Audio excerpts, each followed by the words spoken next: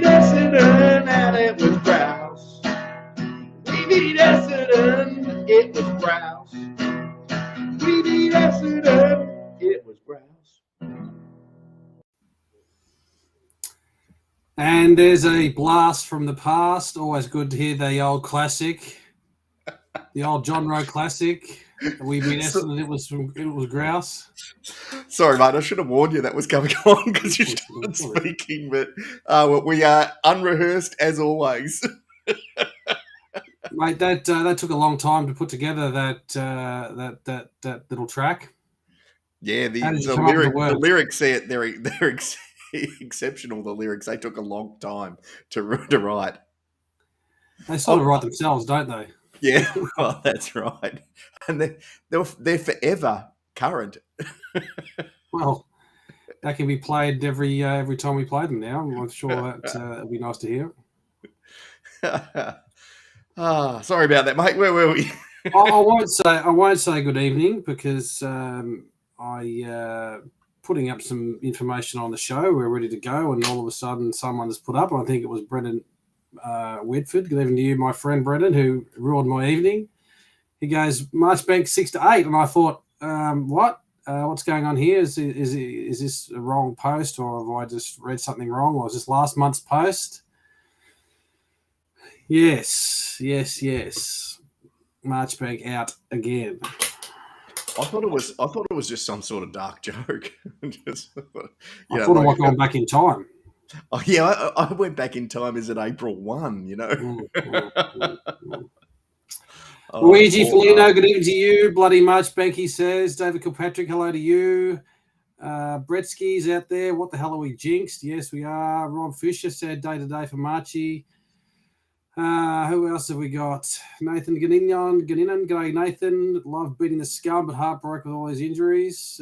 Evening, lad, says Andrew Lake. The curse of Caleb. Well, that's pretty much true, isn't it? The curse of Caleb.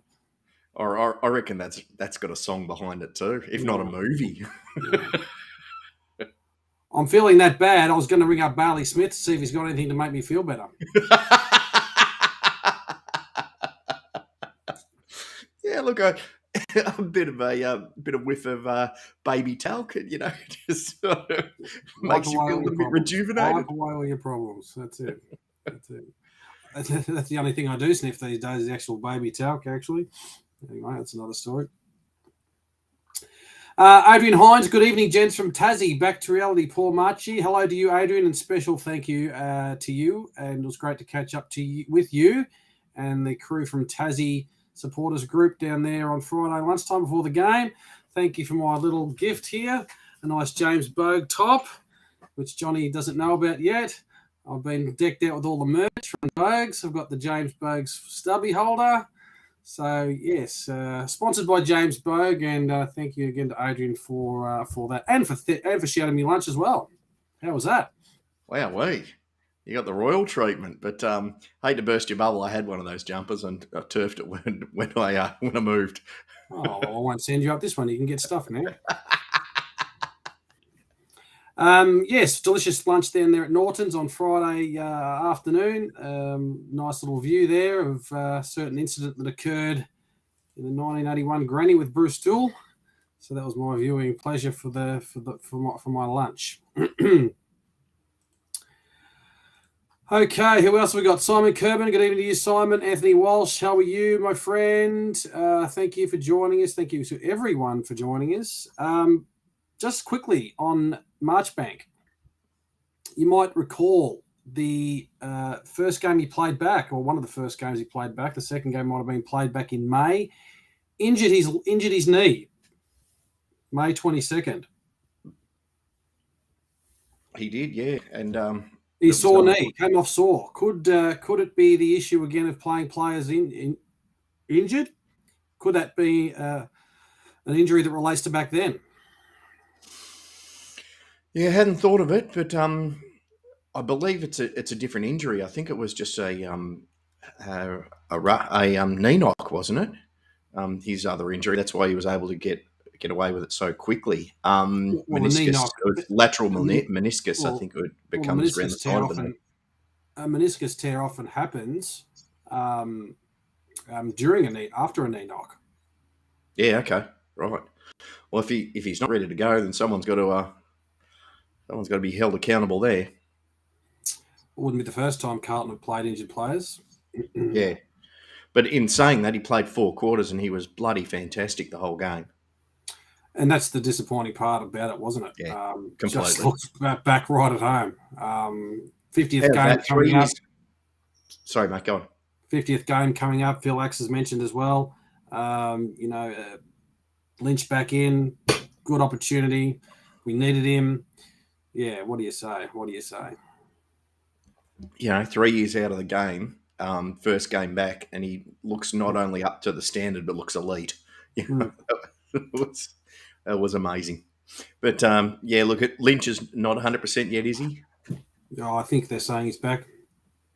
Yeah, and Dusty's very big question mark. Anyone heard any news on that? That's a question mark as well. Chris Brodder, you took the words right out of my mouth. Didn't we get Harry back 2 weeks early from a meniscus tear? Yes, we did. I suppose that's one potential positive we can look at. These things are always different, of course, and rehab's different, and players are different, and respond to surgery different. Just got to cross our fingers, don't we? Yeah, we do. Yeah, but let's look at the positives. Where if we win, we're equal top spot. When we win, my friend, when we win. Yeah. Let's get back to the game at hand that we'd like to talk about. And you started off the show brilliantly with your old classic, in case anyone didn't see it. The famous "We beat Essendon and it was grouse." A very catchy tune with awesome lyrics. Maybe you can close the show out of it. It was grouse to beat Essendon. I was up there. Well, not up there, sitting in level 1 with a good little view with my Essendon supporting nephews. And disown them. Well, yeah, they came into the family late, so they didn't have a chance early on in life. So I'll forgive them in that space. Disown. But all right, I'll disown them. But wasn't convincing. It wasn't convincing. We did obviously put their birthday celebrations to pay. Their coach, their captain, Heppel, did a rousing speech. There was a line in the sand game. For us, they had a crack. They probably beat us in a few different areas in terms of, where strength is. But we were far from our best. But we had a few, players stand up. In particular, I thought Saad was really, really good. Docs again, really, really, really solid. Young was great. Was actually great. Mr. Plough gave Stringer a bath. They're still looking for him. There's a search party out for him. He's gone missing. So far from our best, but did enough to beat them and again spoil their party. Yeah, absolutely. Love the banner. For those of you who didn't see it, it said, "Let's ruin the party like it's 1999." I thought Very that was clever. absolute gold. So, congratulations to the cheer squad there. I'm not sure if they got to write it or Carlton did, but either way, that was just sensational. Doherty, I think he scooped the pools, didn't he, in the votes? Yes. We've got to be all Australian. He's the story of the year, isn't he? Yeah. Oh, yeah. There's no doubt about it. Marchbank coming back was, he was second, but by, the length of the straight. But, my goodness gracious. But anyway, let's get back to the players. There were a few points that you made there. I want to talk a little bit about the Essendon opening, so don't let me forget that. But I just wanted to call a special mention again to Lewis Young, who was, basically been chucked in the deep end. But he took that role on of the general down in defence under his wing and just looked totally at home. Taking those marks and being that steadying influence and then directing traffic. He was fantastic. So he gets my 3 votes. Trev? He gets my 3. He's no fuss, is he? Obviously, everyone played their role, and that's what's so pleasing about the way we're playing. But one thing that also came to light and was also noted in the press conference is, we got smashed out of the middle, particularly in the first half. It was embarrassing, and that's something that they've really got to fix really quickly, or a good team just would have taken us to the cleaners on Friday night. There's no doubt about it. A good team would have thrashed us. We were terrible. But one of the good things that did come out of it was that our ability to transition from back to forward was lightning, and our skills and our spread was unbelievable. We just couldn't keep it up for 4 quarters, but it was, that was a new string to the bow, wasn't it, Trev? Yeah, it was, and we didn't have that against the Filth. Our transition was way off, and our skills were way down. So we brought that back into the game. Kennedy makes a big difference in that. He squares us up a lot, and he gets in the guts, and he looks inside, and he's a target. Having the 2 Timbers up there again with Harry and Charlie was fantastic again to see. They were really dominant on the night. But yeah, I agree with you. But the transition again was probably where Assad's running off half back was a highlight. It was Essendon booed him every time we got the ball. It seemed to make him just play better. Didn't that warm the cockles? I felt wonderful every time they booed him. Thank you for joining us, ladies and gentlemen. Really appreciate it. Let's go through a few who we've got on tonight. Chris Bryder, g'day, Nick's been up attitude. Just hope we don't run out of players by round 22. Borough Ninth, where can you get in the phone call? Andrew Lakes joined the conspiracy theorists. Time for a question forum with Andrew Russell. Happening too often this year. Very, very interesting. But hang on, can I address that? Sure. Like we talked about on this show probably 3 weeks in that this was going to happen because of the combative style that we're playing. So it's not really a surprise, is it? Look, we could probably go through each individual injury and analyse it. There are probably a few susceptible questions to be asked. For instance, the chopping and changing of injury dates. Cunningham is to be confirmed tonight. Like, what the hell does that mean? The fact that Marchbank was injured. There's always sometimes nagging and lingering questions over players and them coming back and injuring themselves again. And yeah, it would a forum. I don't know about a forum, but there's probably got to be some questions asked. But probably put it down to bloody bad luck, eh? I don't know. Yeah, well, to go all the way and to win one, you've got to have basically all the luck going your way, don't you? You've got to play extremely well. Let's not not forget that. But you've got to have a lot of luck along the way to get to that last dance and to win it. Obviously, it compounds things because of where we're at.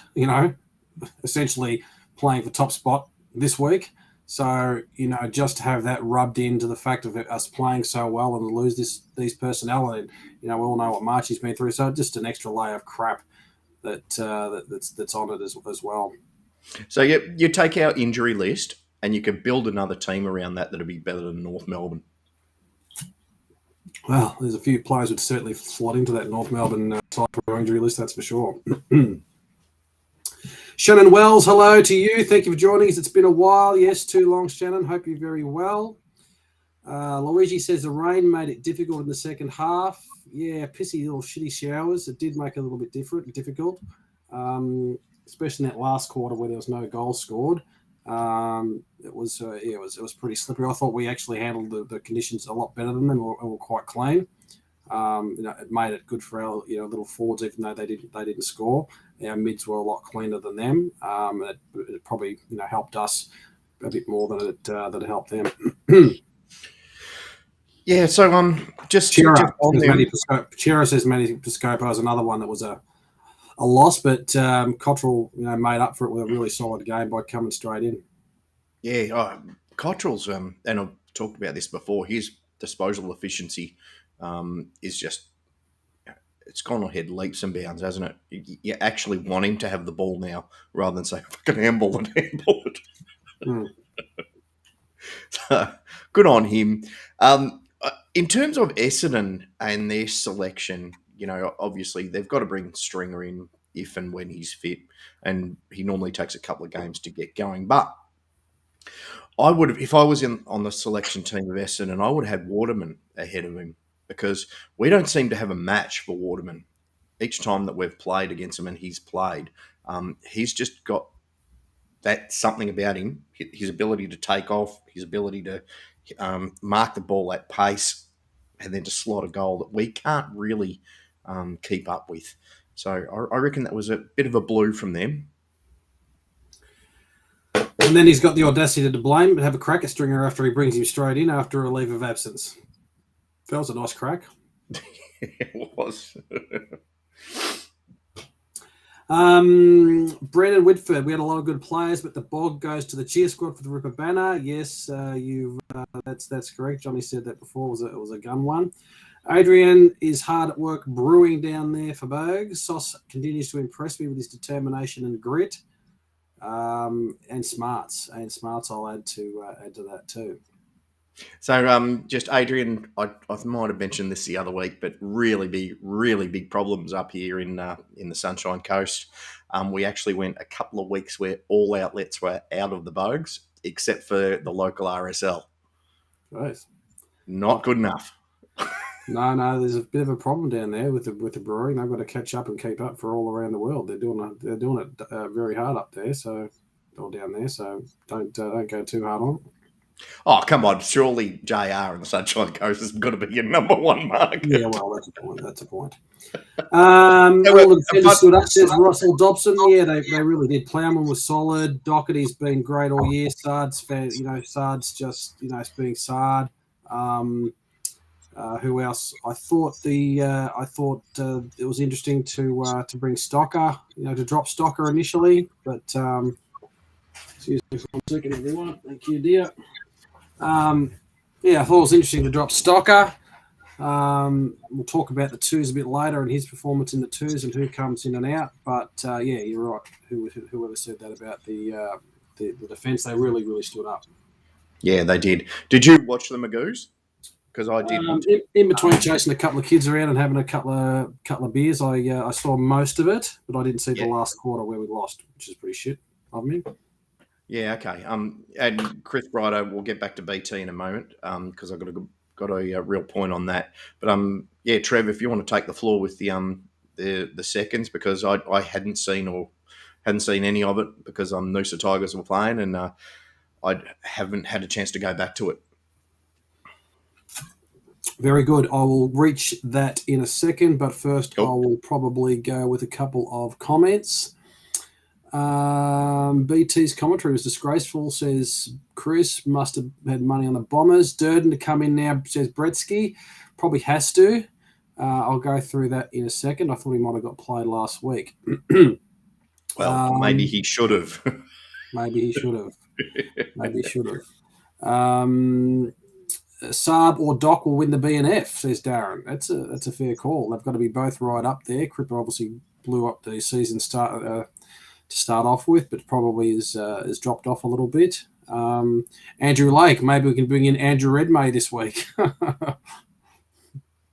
For all those people that don't know that is, he's the saviour of the goal for the Socceroos last night. No, that's Frank Kossenberger. Well, have a look at him. I woke up and I thought, what's my local barista from the cafe down the road doing on the news? The only reason he saved all those goals, they got stuck in his beard. It could have been too. All right. Anything else to say on the Essendon Scum game? Look, again, we spoiled their party. They did put on a reasonable show, I must admit, to honour their past champions. Hurdy got a mixed result, but he was welcomed back like he was. No one remembered he brought them to their knees. That's another comment and discussion. But once the siren sounded, it was all just their talk and rhetoric again. They were competitive, probably the most competitive they've been. But we were really all over them. We did enough. I don't think. Again, it was nowhere near our best footy, but I'll take that win. Yeah, it was nowhere near our best footy, and like I said, a good team would have just slaughtered us. Want to go back to BT's commentary? I made the point on the night with the perfect example being Jay Sauce's mark. If Yep. that was one of his favourites, that would have been, oh, it's mark of the year and all that sort of stuff. Because it was Carlton, because it was Jay Sauce, all he could say was, oh, geez, he was lucky that fell on his gut. Yeah. Yeah. You know, that's just sour, you know. Yeah. And they're doing roaming Brian. I'm really looking forward to silent Brian. You know, fuck off. You've had your Yeah. moment.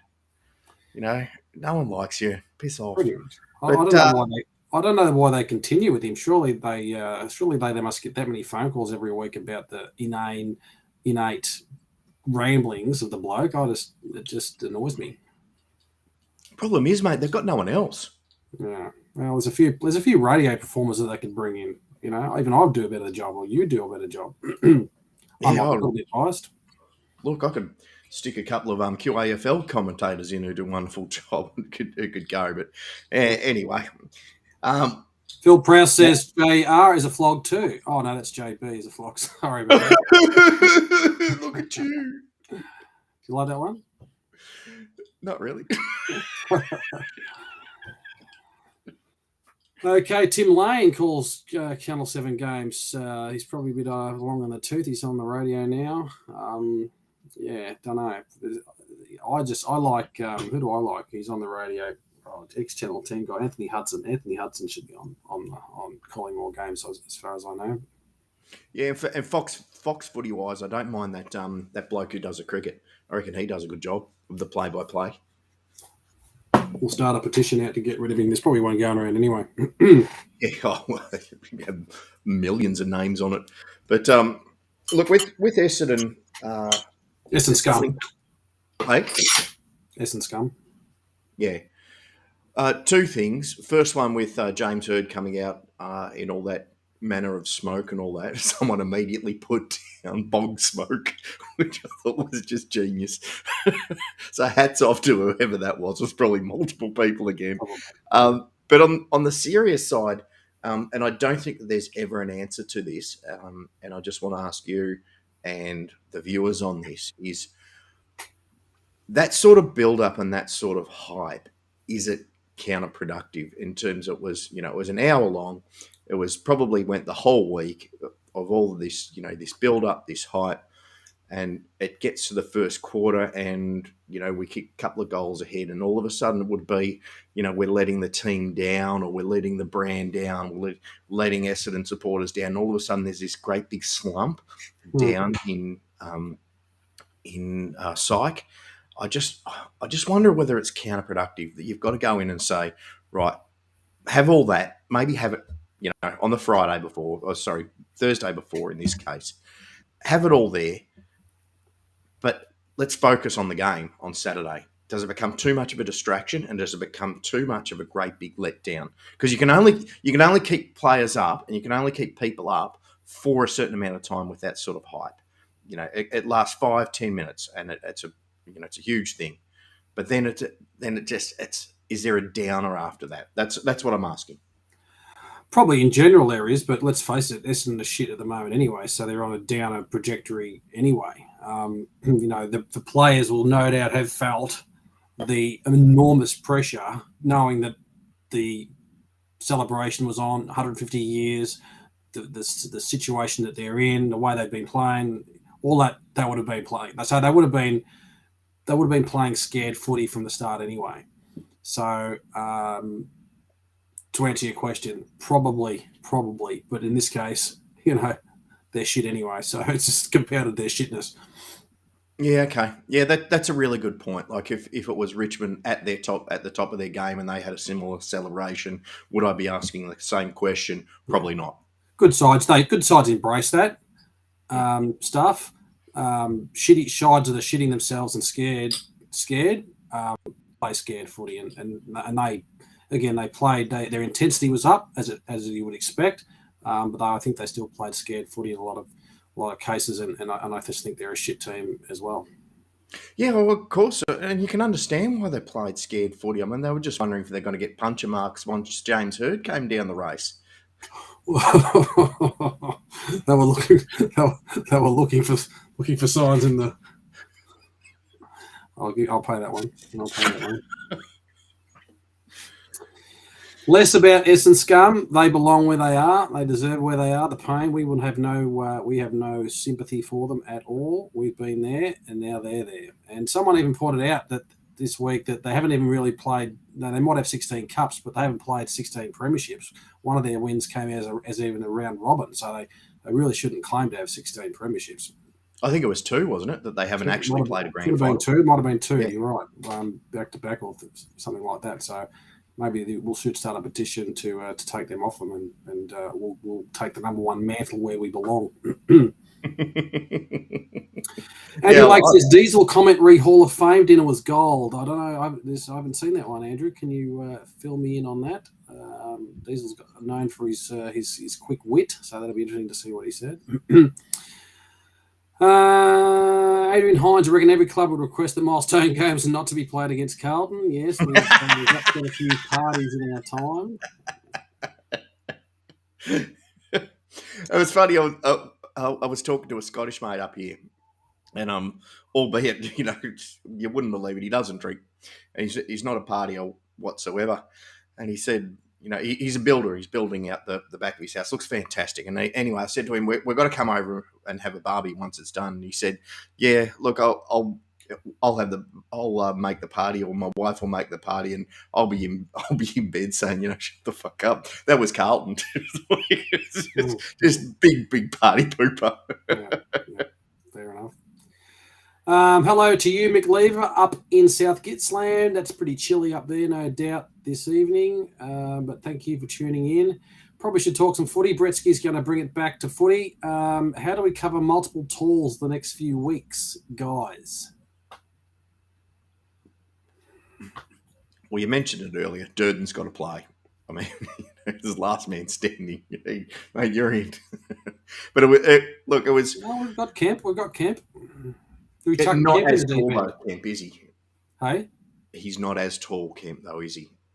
So Durden, he's a big unit, so I think he'll be utilised.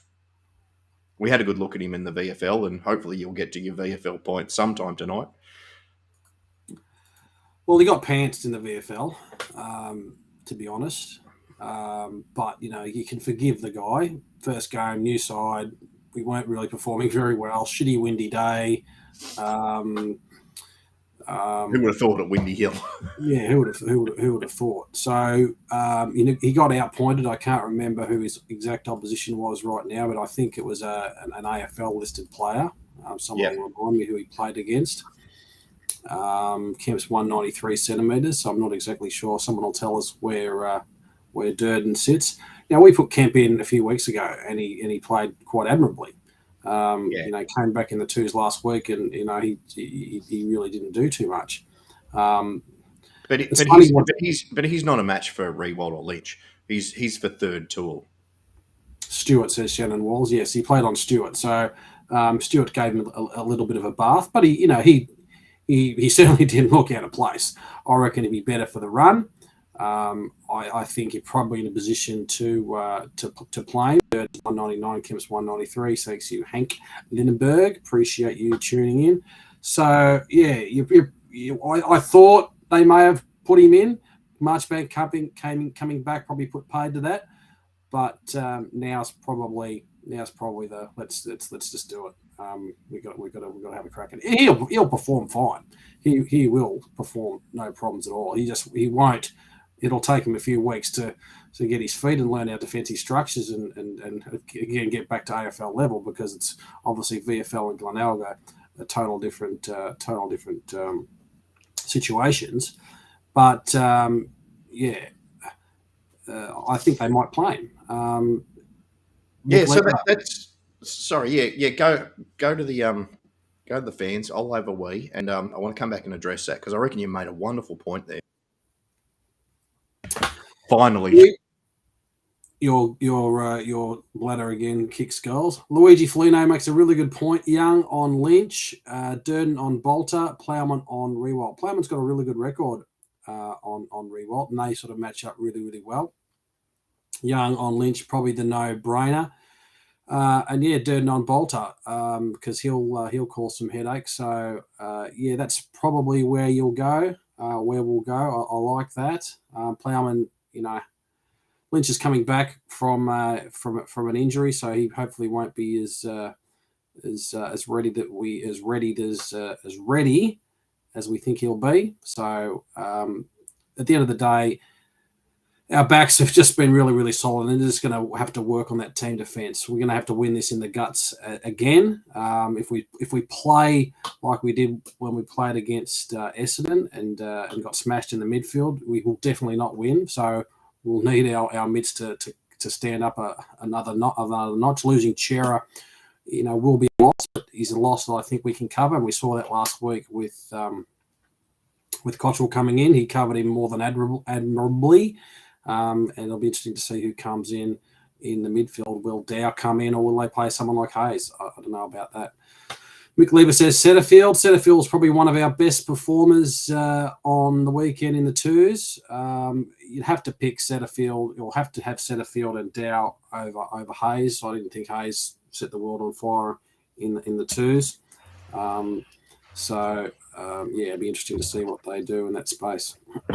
Yeah, as Debbie said, Dow has to come in, and I think pretty much from what you read between the lines in the press conferences and the other articles that have been written about Carlton and why is Dow not playing us, simply because of the personnel that we've got in there. It's not that they don't rate him; it's just that he needs to wait for his opportunity, and his opportunities come, I would say. Yes, I think so. Okay.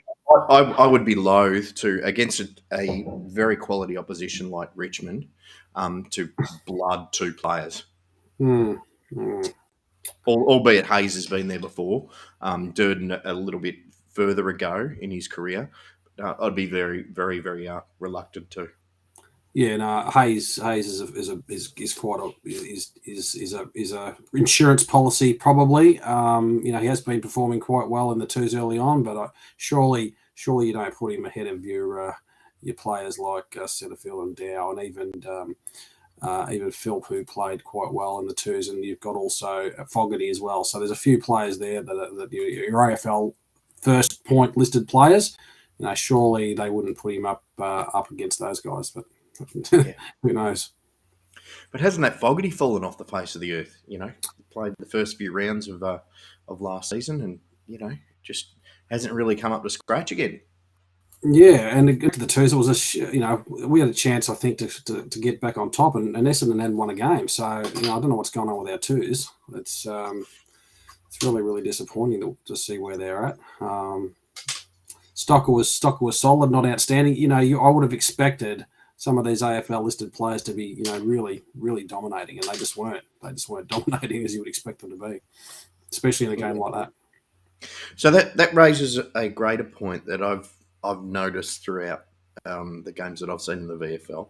Excuse me, my eye's just gone berserk on me. Do you get the feeling that some of them are just going through the motions in the twos? And did you get that feeling on Saturday? It's a fair argument. But, when you talk about players like Setterfield and you're talking about players like Fogarty and Philp, guys who are essentially playing for their careers, there's two questions. They're just not good enough, and or they're not putting in. So I would have thought that elite professional athletes with contracts on the line would not have been having that response. Unless you're, and I'm not saying this is a case, don't anyone flame me for this, but unless you've got the Jason Horne-Francis of the world, and we've got that sort of ego to say, well, I should be playing, and I should be, listened to, and I should be the greatest thing since sliced bread. Is that the case with any of our players? That's probably rhetoric, to be honest. Yep, but it's a fair question. It wouldn't have been. I'm sure it happens. I'm sure it happens at all. Jordan Boyd is another one who I think was reasonably solid, but probably it was also surprised that they brought him in for Stocker. Did quite big. His attitude and his endeavour is one of those players. One that you're talking about. He does have a crack. He does get in there and have a crack. Anthony Walsh makes a really good point here. Richmond are a pressure team, experience are required. Newbies against GWS and Geelong. They are a pressure side, and we haven't responded that well to pressure. To be honest, that's probably our downfall, our weakness. I think Collingwood put the pressure on us. And Fremantle actually put the hard pressure on it, body on body, first to the ball, contested footy. We look good when we're transitioning it and moving it, but we don't do it that well when we're under pressure. And that's our Achilles heel right now. Yeah, fair call, very good call. Now, I just want to ask Andrew. He mentioned that Honey is not playing so well. Andrew, do you have any insight into that, or what do you see that he really massively has to improve? But albeit he has just come back from an injury, has he not? It was his first game back in the twos. Yeah, right. Yeah. So I wasn't expecting big things, hoping big things, because I think the games he played last year, was it, when he came in, I thought were really, really solid, and I thought he's in front of Martin at the moment. But first game back, can be excused. Let's hope he gets some form, because he's one that's got that bit of X factor. Yeah. Martin's another one I want to talk about. You want to go through some more comments first? I've got a heap to say today. Far too much. No, I want to hear what you say about Martin, because it's going to be really interesting. Well, I actually wanted to ask, did you go to the ground, or did you watch it on TV? I was there. Yeah, you were there. Okay. And to everyone else who was there, I was watching it on TV, obviously, and it looked like towards the end of that third quarter that given the camera angle and Essendon was surging, there was a particular play where it looked like Martin gave up on the chase and just let it happen. And then at three-quarter time, the camera angle was such on the group that Michael Voss started his rant directly at Martin. Is that what people saw at the ground? Because that's what it looked like on TV to me. I didn't see that. Martin, I don't know. There's two camps of Jack Martin, isn't there? There's the we need him in. He's that X factor. He could do anything. And there's the other camp of, which is I'm in this camp of, yes, he is the X factor. And yes, he can do anything, but he's not. He's just simply not. Mm. I understand he's playing in a position on the half forward, which is a pretty tough spot to get a kick in the way we play and the way we're transitioning our footy, because we're transitioning it well. We're going through the guts, and we're hitting up two leading forwards, the best two leading forwards in the competition, arguably, and we've got two awesome small forwards, and he's a bit of a lost soul at half forward. So what's he to do? Cool. What's he to do? So it's hard to get numbers and do whatever. So he's got to be that role player, doesn't he? He's got to be that role bit player. I just don't know if he's doing it well enough. He's got to do the things you talked about, which is those run and tackles. He's got to get up the ground a bit, be that transition player, that high half forward. Maybe that's his role, to get a bit more touch. Perfectly said. So who is above him in being able to play that role? Because he's not that person. He's not that player. That's not the type of player he is. Yeah, it's a tough one, because is there anyone that can play that half forward role right now? Probably not. It's only Honey. Yeah, would you stick Philp in there, given he kicked 3 goals and?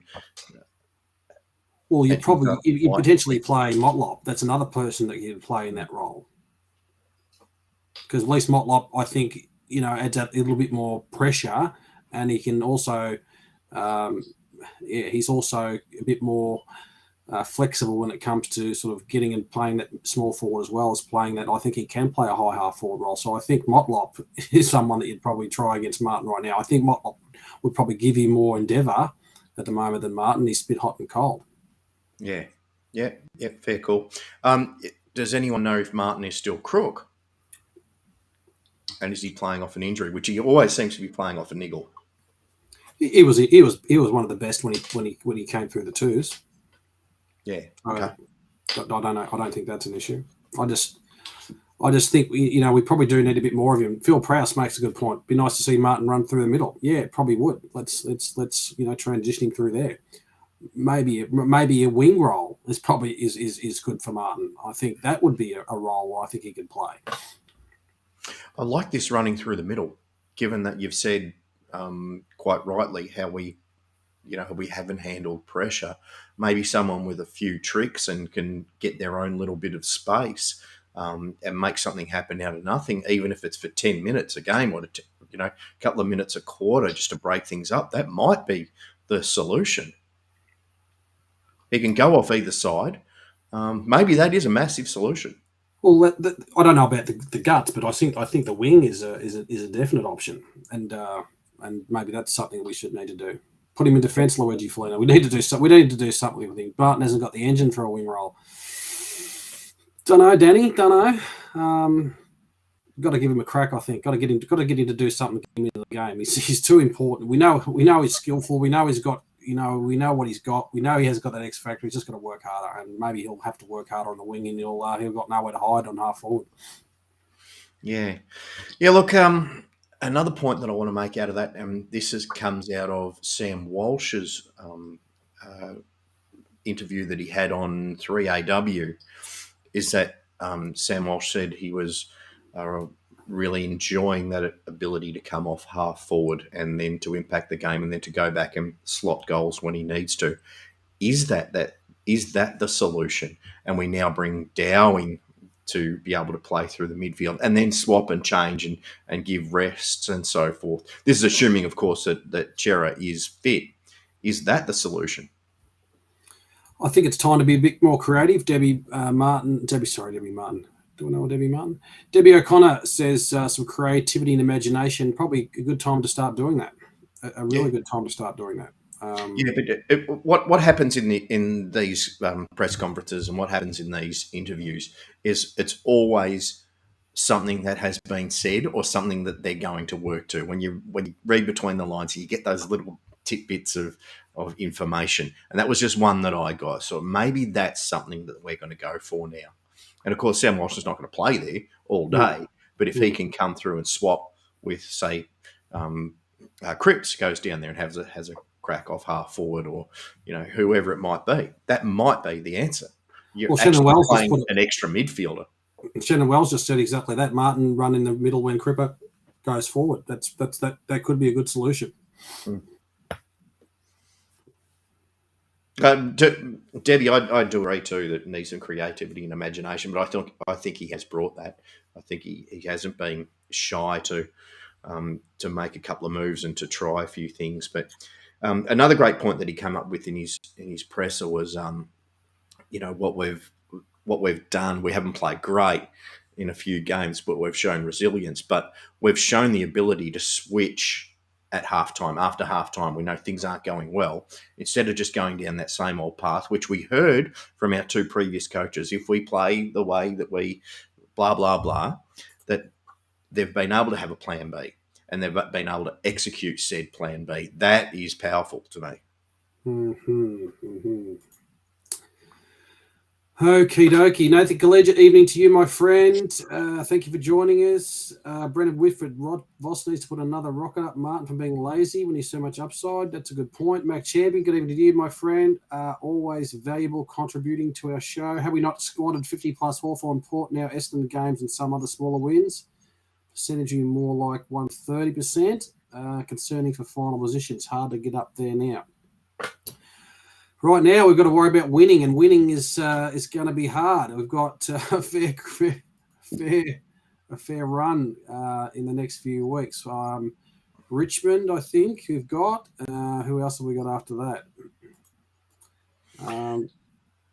We've got Brisbane in a few weeks. We've got Freo, Collingwood last. We'd have to have Melbourne in there somewhere. We've got Richmond, Freo, and we've got St Kilda, and we've got we've got the Eagles after that. So we've got three really tough games. Three really tough games. Yeah, Freo over here is better, but it's still not. Hey, lay down Mazir, is it? St I knocked Kilda. off Melbourne on the MCG. Yeah, that's right. St Kilda up and down like a fiddler's elbow. They could bring anything. And of course, Richmond, they've been the benchmark of the competition for a long, long time.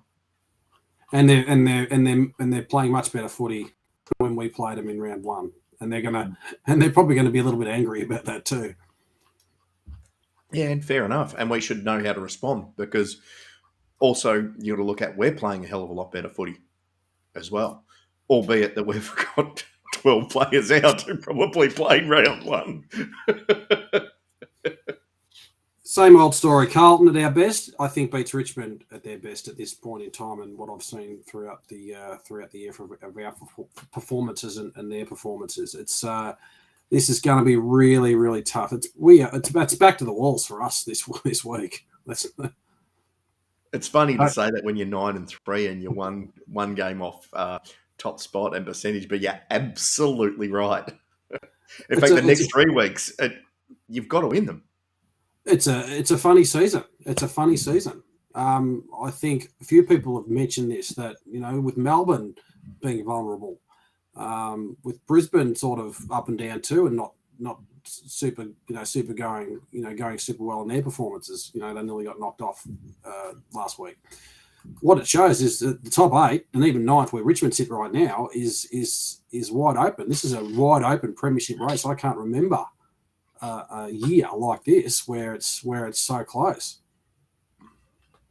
Yeah, you're right. Whereas, the first 6 games, maybe 10 games of the season, maybe 8 games of the season, you think this is just a one-horse race, and all of a sudden it's just been thrown wide open. No one thought Fremantle would be as good as they are. And that's great. That's great. Yeah, no, I'd just prefer it if we were the one-horse race. That would be nice. That would be nice. Now, Mick Lever, Pitto is back in 4 weeks, and apparently so is our big boy Wiedering. Good so timing. 4 weeks you still got to wait. Good timing. Look, it worries me.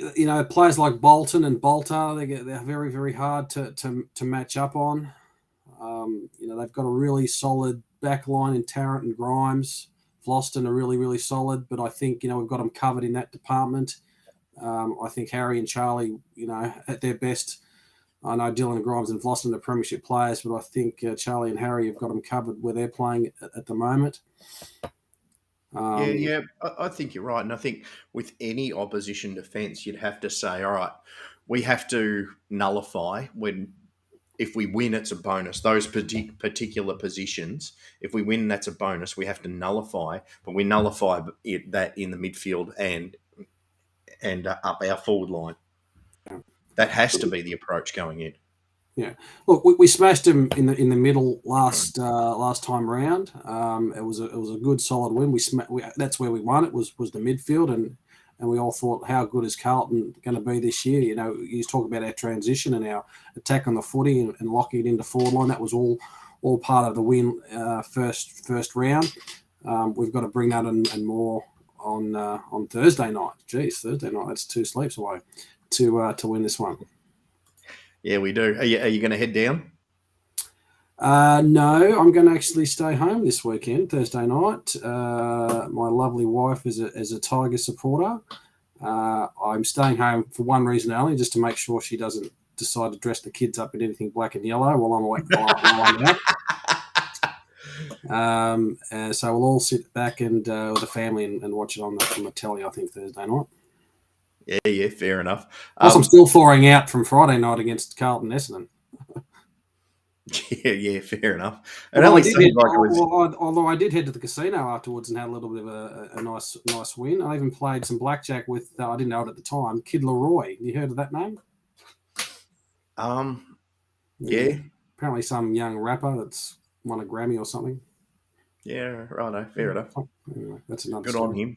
That's another story. Rappers should never win Grammys. Pretty much. Luigi Foligno says TDK needs a big game against Nankervis and Soldo. He does he does need a big game. It's a tough ask for That's a big. for TDK. He just needs to do what he's doing. It's just and stay solid. But it's a big around the ground. It's going to be hard. And but TDK, but he's relishing it, isn't he? He's young. He doesn't care. He's brash. He goes for his marks. He's up to the challenge. Yeah, and Sauce is providing a good foil, isn't it? Isn't he? Yeah, he nullifies and then he's on the floor straight away. So yeah.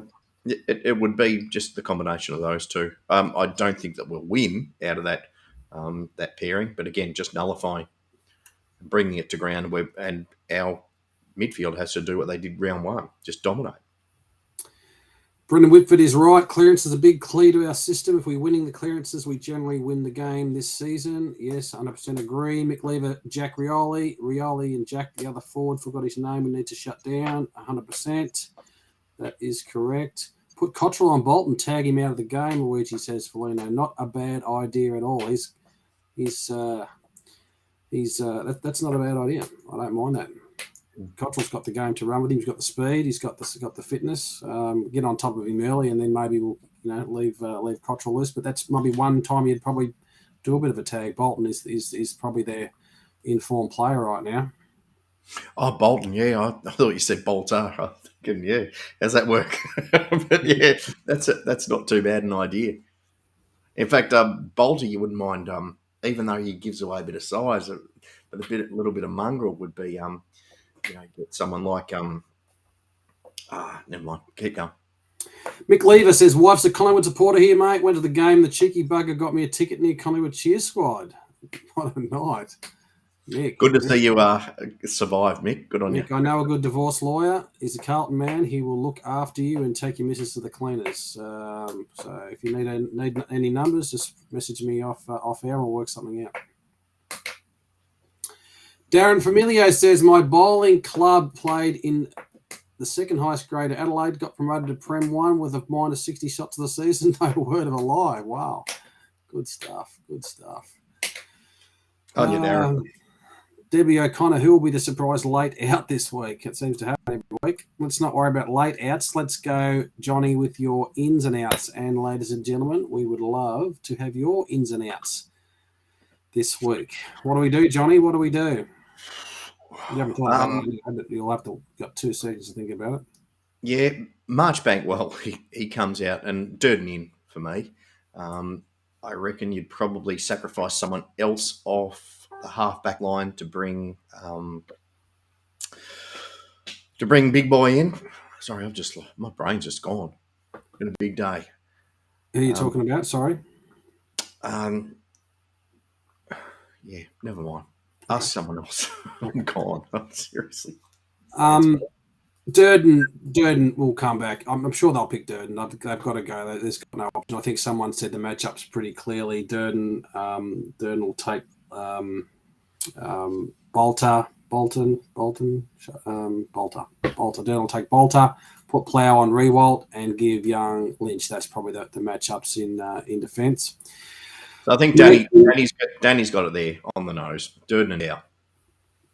Durden and Dow, yes, out for Marchbank and Shearer. That's probably what you'll see happening. Nathan Collegia out Shearer, March in Dow, Durden. Debbie says in Dow, Stocker out Shearer, Marchbank, Cottrell, or Setters as the sub.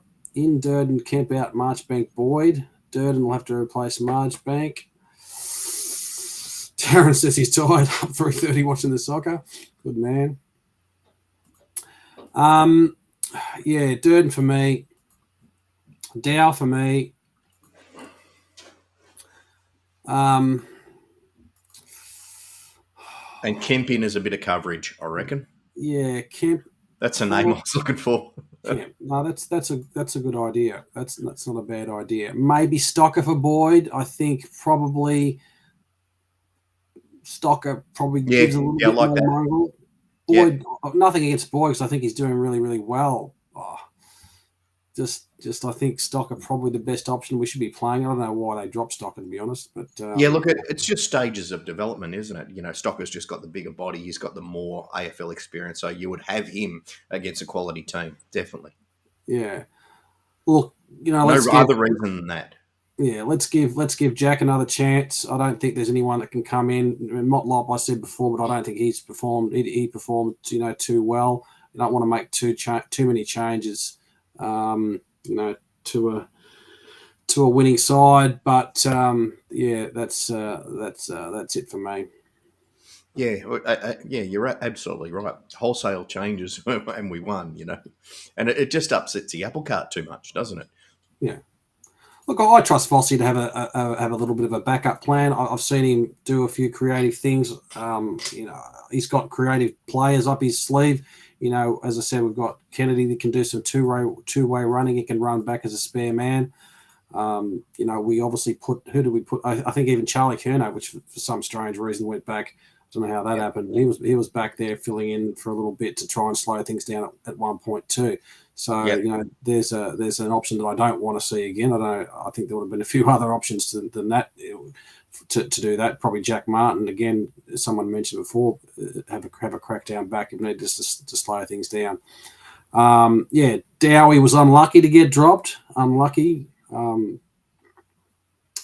But certainly, Cottrell came in and did a really, really good job. Cottrell's one of those guys, isn't he? That he's going to be still up and down. He's still going to give that crack, but he's got a. I loved him to put 3 or 4 good ones on the board. Yeah. So now that you mention that, would you put JSOS in the pit net role in terms of relieving ruck, not main ruck, but then sliding down behind the ball in the back line? No, I don't think so. I think he's too valuable where he is. I think he's too valuable where he's Kennedy's a two-way man. He gets back there and has played plenty of defensive saves during the year. Keep Sauce where he is for me. Yeah, okay. Yeah. I think if we get pantsed, you'll see JSOS down there. He hasn't been back there all year. I don't know why this week would make much difference. I haven't seen JSOS go in the back line once this year. Yeah, well, if we get pantsed, he will. Yeah. Look, hopefully we play our way. Our way is the better than their way at the moment. It's a game that can define the rest of our year.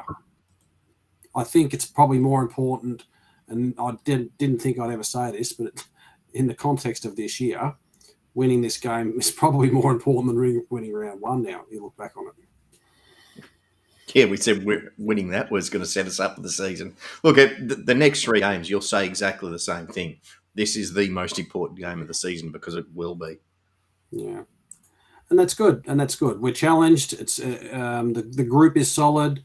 Marchbank is a loss. Hopefully they galvanise and get behind him and get out there and have a real crack for him.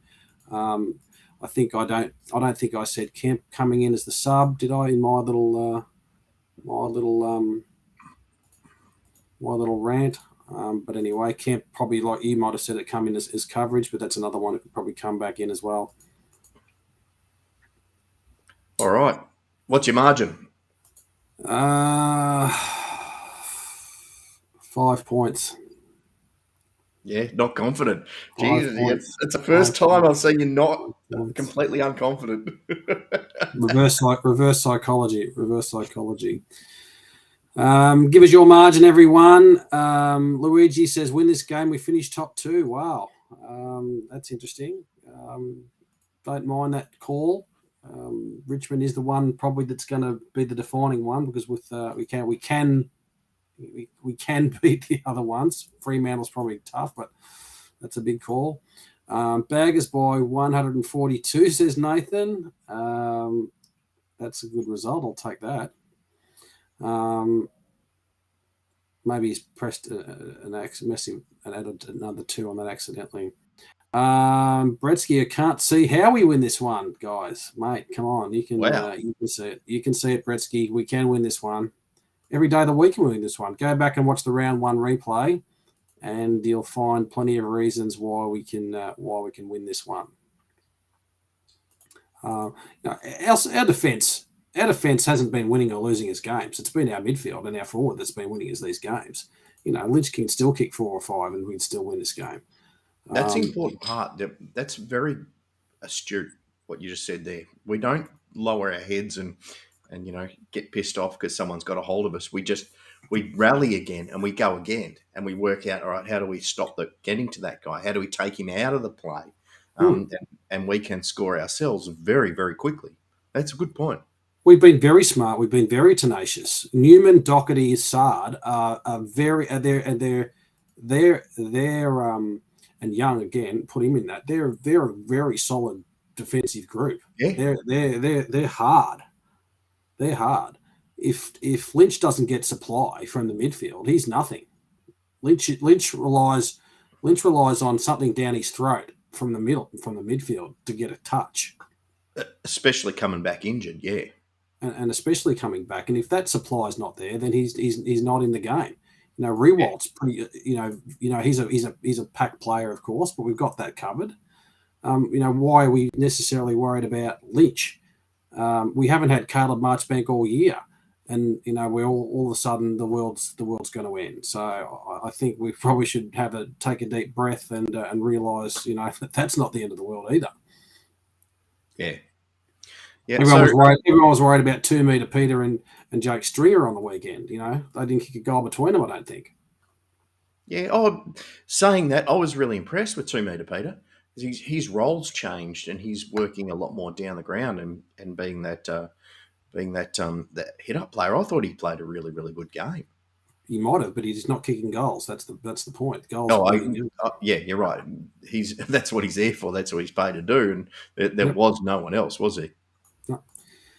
So yeah, let's put it on Cripper to have a big one. We've got Walshy obviously in there.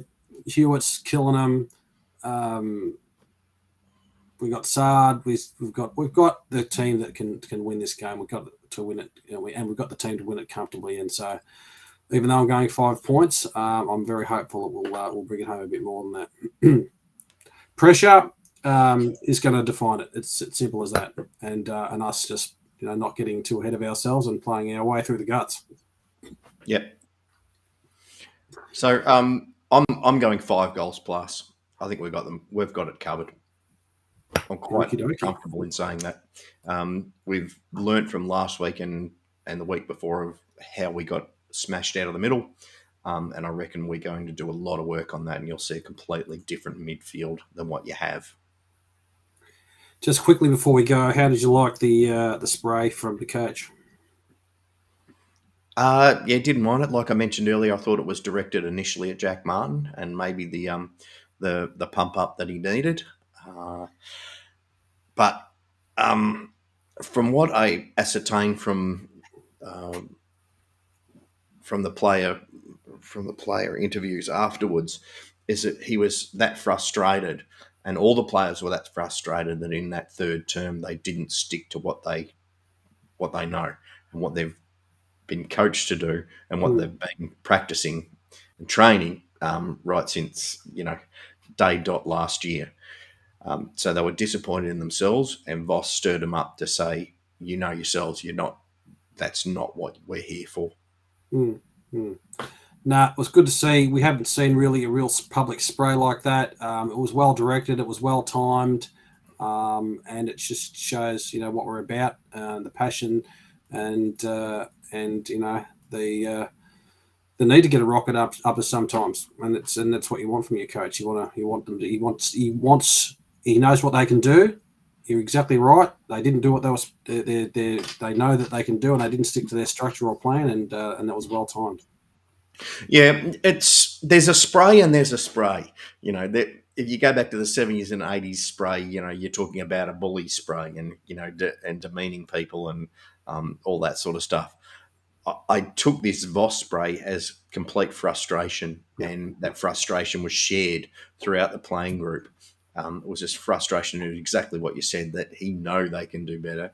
He knows they can do better. They know they can do better. And he was just frustrated that for whatever reason, it just slipped in that third quarter. Patrick Cripps has done a lot for our footy club. He's played a lot of solid games. No, I shouldn't say solid. He's played a lot of outstanding games. Obviously, the leader of our footy club. Been there in some pretty crappy times, dragged us out of games we shouldn't have won them off his own boot. 150 games. Patrick Cripps, I'd love to see another 150 out of him. But 150, what you've seen is good as any 150 games we've seen out of any Carlton footballer. Yeah, and the way he's playing, the way he's rebuilt his body, I can't see why not. This stage last year, you would have said the complete opposite. He's only got 50 games left. The way he looked, look, just a bit more time up forward. As I said, a little bit more coverage in the guts now that he's got the Kennedys and the Cheras and Walshy coming through. Yeah. And as I said, a bit more time up forward. It would be a beautiful thing to see another 150 games out of Cripper. But at the moment, I hope we celebrate his 150th game. I hope the boys rise to that occasion. Some people think that you shouldn't have to get up for milestone games, but surely the boys will do it for Cripper. Yeah, no, that should never be your trigger. Should never ever be your trigger. But just want to get your thoughts as well, Trev. You've obviously been a manager of business and so forth. Cripps now as captain and as a manager of this playing group he's now got a completely different role, hasn't he?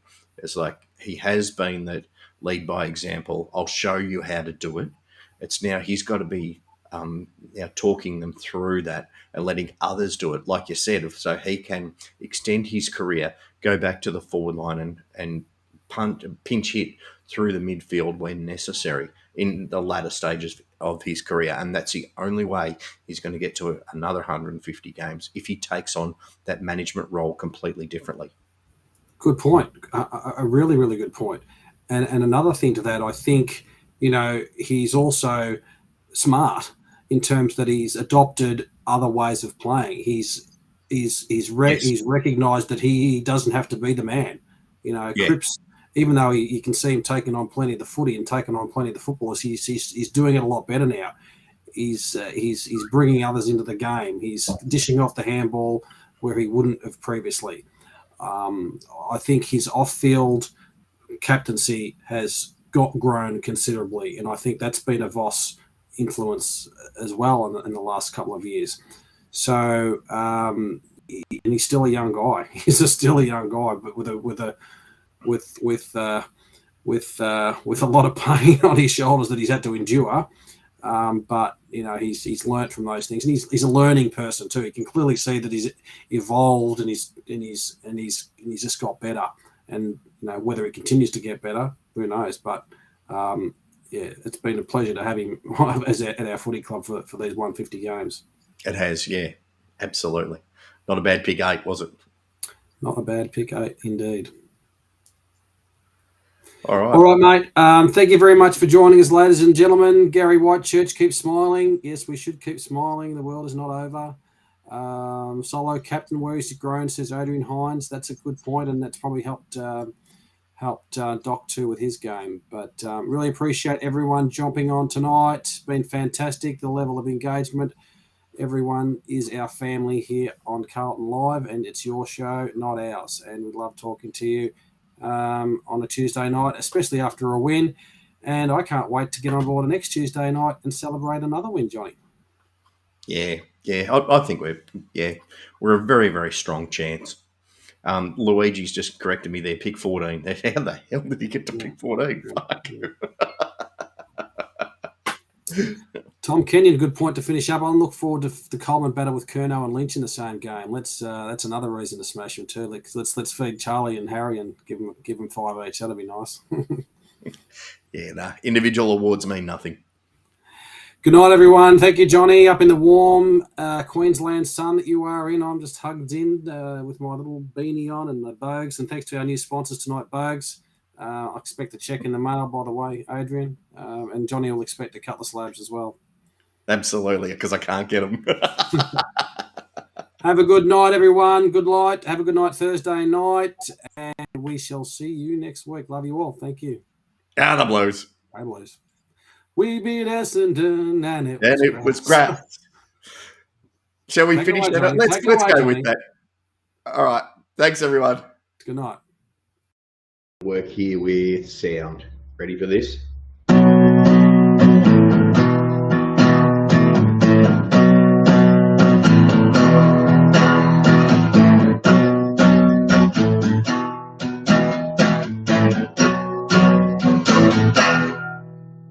We beat Essendon and it was grouse.